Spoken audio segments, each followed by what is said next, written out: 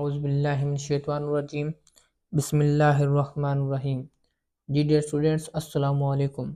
जी बच्चों, जैसा कि हमने पिछले लेक्चर में प्रॉपर्टीज़ ऑफ रियल नंबर्स को पढ़ा था अंडर एडिशन, तो आज का हमारा लेक्चर होगा properties of real numbers under multiplication. ठीक है, अब हम पढ़ेंगे मल्टीप्लिकेटिव प्रॉपर्टीज़। अब देखें, प्रॉपर्टीज़ हमारे पास वही हैं। क्लोजर प्रॉपर्टी हमने पढ़ी थी, कम्यूटेटिव प्रॉपर्टी पढ़ी थी बच्चों, एसोसिएटिव प्रॉपर्टी पढ़ी थी, फिर हमारे पास बच्चों आइडेंटिटी प्रॉपर्टी आ गई थी और इन्वर्स हमने पढ़ा था। ठीक है, ये 5 प्रॉपर्टीज़ हमने रियल नंबर्स की पढ़ी थी अंडर एडिशन। आज वही प्रॉपर्टी पढ़नी है बच्चों, लेकिन अंडर मल्टीप्लिकेशन पढ़नी है। सबसे पहले स्टार्ट करते हैं बच्चों क्लोजर प्रॉपर्टी की तरफ। क्लोजर प्रॉपर्टी क्या होती है बच्चों? चलें जी, देखें हमारे पास कोई दो रियल नंबर हैं, एक ए है बच्चों और एक बी है। अब जैसा कि मैंने पहले भी आपको कहा था कि वो रियल नंबर से बिलोंग करते हैं। अब बच्चों ए और बी कोई दो रियल नंबर होंगे। अब अंडर मल्टीप्लिकेशन क्या होगा, कहता है कि अब उन दोनों रियल नंबर को अगर आप मल्टीप्लाई करते हैं, ए मल्टीप्लाई बी, तो वो भी कोई रियल नंबर ही आना चाहिए। एग्जाम्पल के तौर पर वो कहता है जी 2 और 3 ये दो रियल नंबर हैं, तो 2 मल्टीप्लाई 3, ठीक है बच्चों, ये कितना आया? ये आया जी 6। ये भी तो रियल नंबर है। तो अब देखें 2 और 3 ये 6 आ गया। इसी तरीके से वो कहता है कि कोई भी दो रियल नंबर लें और उनको मल्टीप्लाई करने से अगर कोई नया जो नंबर आता है वो भी रियल नंबर हो, तो वो क्लोजर प्रॉपर्टी कहलाती है अंडर मल्टीप्लिकेशन। देखिए, अगर दरमियान में हम प्लस का साइन लगाएंगे तो वो अंडर एडिशन बन जाएगी, और अगर दरमियान में मल्टीप्लाई का साइन लगाएंगे तो वो अंडर मल्टीप्लिकेशन हो जाएगा। अब हमने पढ़ना है बच्चों कोमोटेटिव लॉ, तो कोमोटेटिव प्रॉपर्टी अंडर मल्टीप्लिकेशन। देखिए, अब कोमोटेटिव में भी हमारे पास 2 एलिमेंट होंगे, ए एंड बी, ये रियल नंबर से बिलोंग करते हैं बच्चों। अब यहाँ पे देखें कि कोमोटेटिव प्रॉपर्टी क्या होगी। अब वो कहते हैं कि ए मल्टीप्लाई बी, ठीक है, ए डॉट बी इक्वल होगा बी डॉट ए के। डॉट लगाएं ना लगाएं, डायरेक्ट लिखते हैं तब भी ठीक है, ए बी इक्वल है बी ए के। ओके, तो फॉर एग्जांपल मैं कहता हूँ जी, वो कहते हैं जी 2 और 3 ये दो रियल नंबर हैं। हम कहते हैं जी 2 मल्टीप्लाई 3 इक्वल है 3 मल्टीप्लाई 2। अब देखें 3 2 आर 6 इक्वल है 6। तो देखें हमने एलिमेंट्स की आपस में जगह चेंज की, लेकिन आंसर के ऊपर हमारे पास कोई फ़र्क नज़र नहीं आया। तो इसको क्या कहते हैं? कोमोटेटिव प्रॉपर्टी या कोमोटेटिव लॉ अंडर मल्टीप्लिकेशन। ठीक है बच्चों, समझ आ रही है बात? देखें, एडिशन में हमने यहाँ प्लस का साइन लगाया था तो अंडर एडिशन बन गई, और अगर मल्टीप्लाई का साइन लगाया तो अंडर मल्टीप्लिकेशन बन गई। इसी तरीके से अगर आप देखें तो एसोसिएटिव लॉ हमारे पास बच्चों क्या होता है? एसोसिएटिव हमारे पास प्रॉपर्टी क्या होती है? उसमें मैंने आपको कहा था कि एडिशन में हमारे पास 2 होंगी, और एसोसिएटिव में हमारे पास 3 होंगी, और कोमोटेटिव में हमारे पास बच्चों 2 होंगी। अब एसोसिएटिव में एक रियल नंबर है ए, एक है बी, एक है सी, और तीनों हमारे पास क्या है बच्चों? रियल नंबर्स हैं। तो आपको कहता है कि A multiply B C equal है ए बी मल्टीप्लाई सी। यानी कि देखो, कहता है पहले बी सी को मल्टीप्लाई करो और फिर जो आंसर है उसको ए से करो, या पहले ए बी को करो और जो आंसर है उसको सी से करो, कोई फ़र्क नहीं पड़ता।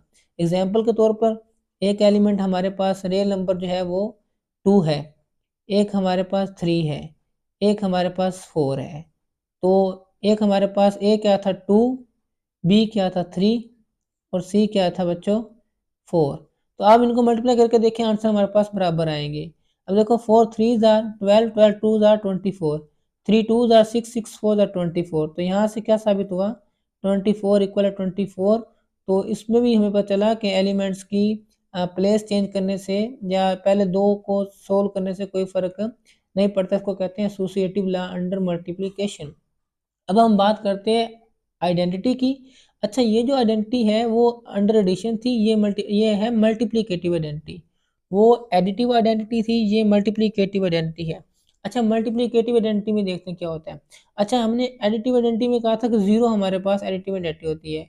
अब मल्टीप्लिकेटिव आइडेंटिटी क्या होगी बच्चों? कि हमने एक नंबर रियल नंबर ले लिया जी, मैं कहता हूँ जी ए बिलोंग करता है, कोई भी रियल नंबर है ए। अब हमने ए को किस चीज़ से मल्टीप्लाई करना है कि वही नंबर आ जाए। अब देखो, अगर तुम 0 से करते हैं तो आंसर तो 0 आ जाएगा, क्योंकि आपको पता है कि आप अगर किसी भी चीज़ को 0 को मैं 1000 से भी करता हूँ तो आंसर 0 आ जाएगा। एक और 0 बढ़ा लें, जितना मर्ज़ी करते हैं आंसर 0 आ जाएगा। अब मुझे मेरे पास एक ही पॉसिबिलिटी है, अगर मैं ए को 1 से मल्टीप्लाई करूँ तो मेरे पास आंसर ए आता है। अब किसी भी नंबर की मल्टीप्लिकेटिव आइडेंटिटी क्या होगी? 1 होगी। बी को 1 से करूँगा बी, सी को 1 से करूँगा सी। तो इसका मतलब है मल्टीप्लिकेटिव आइडेंटिटी हमारे पास बच्चों क्या हुई? ये 1 कहलाया, ठीक है? 1 को हम क्या कहते हैं? मल्टीप्लिकेटिव आइडेंटिटी, और 0 का क्या कहते हैं? Additive identity. अब बात करते हैं बच्चों इनवर्स की, जो कि हमारे पास आखिरी प्रॉपर्टी है। अच्छा, इनवर्स क्या होगा? अब हमने हमारे पास एक रियल नंबर है ए, वो जो हमारे पास रियल नंबर है। अब हमने क्या करना है? अब इस रियल नंबर को क्या ऐसा करें कि हमारे पास आंसर क्या आना चाहिए? 1। इनवर्स में ये बात याद रखें, एडिटिव आइडेंटिटी हो या मल्टीप्लिकेटिव आइडेंटिटी, आइडेंटिटी में वही आंसर आना चाहिए, और इनवर्स में मल्टीप्लिकेटिव इनवर्स में आंसर 1 आना चाहिए, और एडिटिव इनवर्स में हमारे पास आंसर क्या आना चाहिए? 0 आना चाहिए, ठीक है बच्चों यहाँ पे, ओके। अब देखिए, हमने मल्टीप्लिकेटिव इनवर्स में ऐसा क्या करना है कि आंसर 1 आ जाए, तो उसी का उलट, ठीक है, 1 ओवर ए। ए से कैंसिल आउट हो जाएगा, आंसर आ जाएगा 1। बी का क्या होगा? 1 ओवर बी। बी अगर लेते हैं कोई एलिमेंट, हम कहते हैं बी रियल नंबर है, उसका क्या बनेगा? B multiply 1 over B. इसी तरीके से अब देखें, यहाँ पे मैं आपको एक चीज़ क्लियर कर दूँ।